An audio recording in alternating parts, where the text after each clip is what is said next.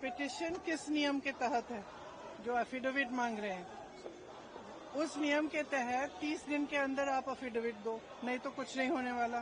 तो एफिडेविट क्यों चाह रहे हैं?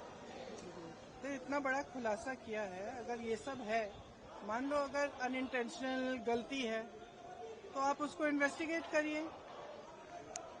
आप वोटर लिस्ट दे क्यों नहीं रहे हैं? आप इन्वेस्टिगेट कर क्यों नहीं रहे हैं? उसके बजाय आप कह रहे हैं कि एफिडेविट साइन करके दो। इससे बड़ा ओथ क्या है जो हम सदन में लेते हैं?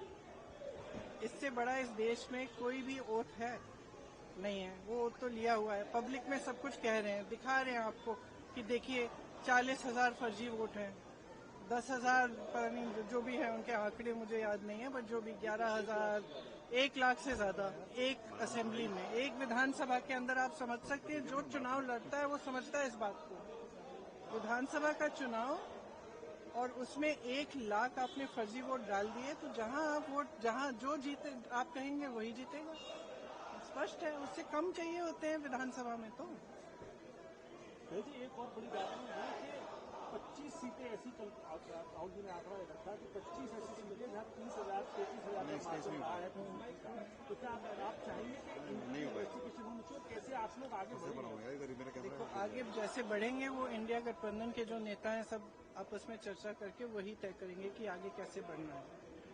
लेकिन ये बात स्पष्ट है कि इस पूरे मामले में गड़बड़ है। ये तो आपने भी देखा है, आपको भी बहुत स्पष्ट हो गया होगा। और जो जिस तरह से बीजेपी और बाकी नेताओं, इनके नेताओं का और जवाब आ रहे हैं, उससे स्पष्ट है।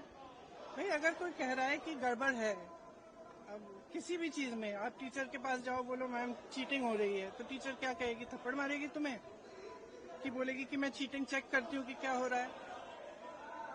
और यहाँ क्या है कि उल्टा उनको, एक तो उनको गाली दे रहे हैं, सुबह से शाम तक कुछ न कुछ उल्टा सुल्टा बोलते रहते हैं उनके बारे में,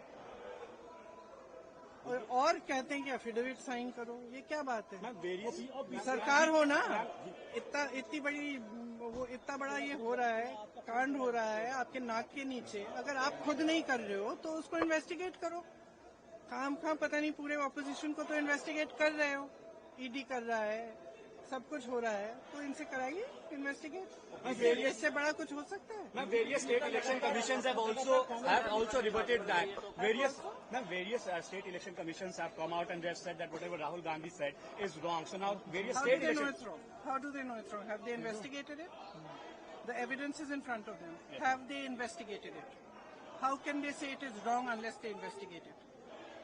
There can be no matter bigger than this. This is the democracy of our nation. It's not a joke. And it's not about one party or another party. If they have not investigated it, they cannot say that it is rubbish. I'm sorry, if they have a bigger responsibility. If they feel that their responsibility is only to the BJP and only to one party, then they need to rethink it. Because as my brother said, a day will come when other people are in power. And then those who have colluded with this kind of complete destruction of our democracy will have to answer for it.